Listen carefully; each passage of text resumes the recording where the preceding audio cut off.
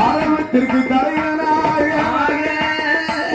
ஆட்சியது புரிந்து வார தங்கநல்ல முடிதறித்து தரணி உலகை ஆண்டு வார உன்னால் முடிதறித்து பூவுலகை ஆண்டிருந்தார் மகிழ முடிதான் தரித்து மண்டலத்தை வாழ்ந்திருந்தார் ஆறில் ஒரு கடமை வாங்கி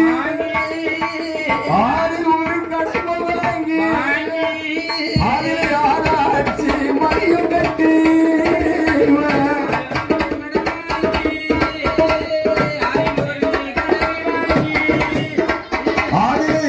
தந்தையிலே விலை கூறி கலைஞருக்கு வேண்டிய கற்பம் காணிக்கைகளை செலுத்தி ஏழை மக்கள் ஏகாய போகமான செல்வத்தோடு வாழ்ந்து வருகிறார்கள். அப்படி வாழ்ந்து வருகின்ற வேளையில் ஆறில் ஒரு பங்கு கடமை வாங்கி ஆராய்ச்சி மணி கட்டி அந்த நாகலோகத்திலே நஞ்சை புஞ்சை விளைநிலங்களை நாடுவரவு செய்து வித்து விதைகளை எல்லாம் விலை கூறி மக்களுக்கு 3 பங்கு என்றால் மன்னருக்கு 1 பங்கு ஆறில் ஒரு கடமை வாங்கி ஆராய்ச்சி மணியும் கட்டி அந்த நாகலோகத்தை நாகராஜன் அரசனான ஆண்டு வருகிறார். நாகலோகத்தை அரசாட்சி செய்து வருகின்ற நாகராஜ மன்னருக்கும் அந்த நாகலோகத்தை அரசாட்சி செய்து வருகின்ற நாகராஜ மன்னருக்கு அவருக்கு சூழநல்லே அரண்மனை சுத்தி கட்டு மாளிகையும் பொன்னாலே மடப்பையும் தங்கத்தாலே ஆலை கட்டும் சாவேடியா அவருக்கு குழந்தை கட்டும் லயங்களும் உச்சாவடி பிச்சாவ முன்னிருப்பு சாவடியும் நாகமுடி ராஜேருக்கு மாமண்டபம் மணிமண்டபம் மணியார சாவடி அப்படி ஏழான சீரோடு ஏழு போக செல்வத்தோடு நாகராஜன் இன்பமுடன் வாழ்ந்திருந்தார்.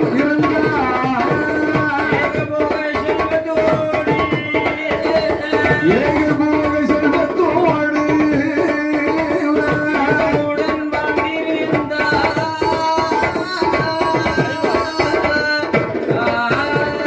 அவருக்கு ஓரம் படித்தேலம்மா முப்பதிகை மேடைகளா இரண்டாம் படித்தேலம்மா சும்மா மேடைகளா மூன்றாம் படித்தலம்மா முத்துவர்ணை சாவடியும்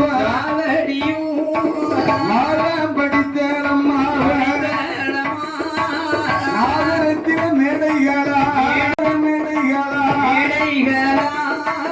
ஆறாம் படித்தலம்மா படித்தலம்மா அலங்கார மேடைகளா அலங்கார மேடைகளா படித்தலம்மா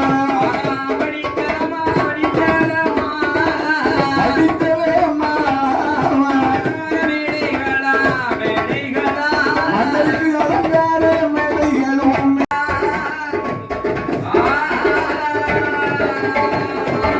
அந்த நாகலோகத்தை நாகமுடனை அரசாட்சி செய்து வருகிறார் நாகராஜன். அந்த நாகமுடி அரசனவருக்கு அந்த நாகலோகத்தலமானதில் நாடு நகரம் மண்மலை மாட மாளிகை கூட கோபுரம் ஏகமான செல்வங்கள் எல்லாம் இருக்கிறது. நாட்டில் வாழும் குடிமக்களை தன்னுடைய குழந்தையாக பாவித்து அரசாட்சி செய்து வருமையினால் அரண்மனையிலே குழந்தை இல்லா குறையை அவன் பெரிதாக எண்ணவில்லை. இருந்தாலும் 3 மனைவிமார்கள் நினைக்கிறார் நாடாளும் மன்னருக்கு குழந்தை செல்வத்தினுடைய குறை என்பது தெரியவில்லை. மாளிகையில் இருக்குகின்ற மங்கையர்கள் நமக்கு தானே இந்த மதலையினுடைய குறை என்ன என்பது நமக்கு தெரியும். தெரியுமில்லப்பா. இப்ப நினைக்கிறா இன்றைய பொழுது மன்னனாகிய நாகராஜல் சரி குடிமக்கள் அரண்மனை கொலுசபை கலைத்து அரண்மனைக்கு வருவாரானால் ஆமா மன்னரிடத்திலே குழந்தை இல்லா குறையை நாம் எடுத்து சொல்லி ஆக வேண்டும். சொல்லாக வேண்டுமே என்று மனைவியானவள் மன்னவரை எதிர்பார்த்து மாளிகையை அமர்ந்திருக்கிறார். இருக்கின்றார். மன்னனாகிய நாகராஜனோ சரி குடிமக்கள் உள்ள மக்களின் குறைகளை எல்லாம் நிவர்த்தி செய்து கொலுசபை கலைத்து நாகராஜன் தன்னுடைய மன்னன் அரண்மனை மாளிகைக்கு வருகிறார். மாளிகைக்கு வருவதை 3 மங்கைமார்கள் அறிந்தார்கள். அறிந்தவுடனே அந்த 3 மனைவிமார்கள் அங்கே மன்னவனை கண்ட போது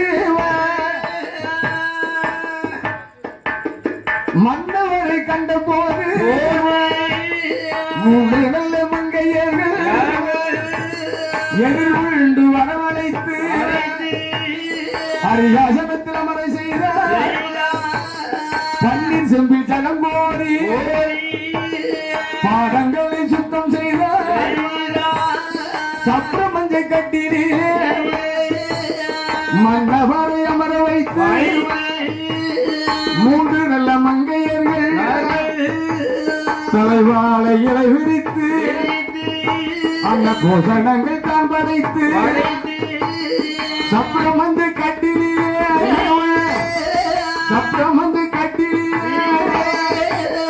மங்கையர்கள் அமர்ந்திருந்தார்.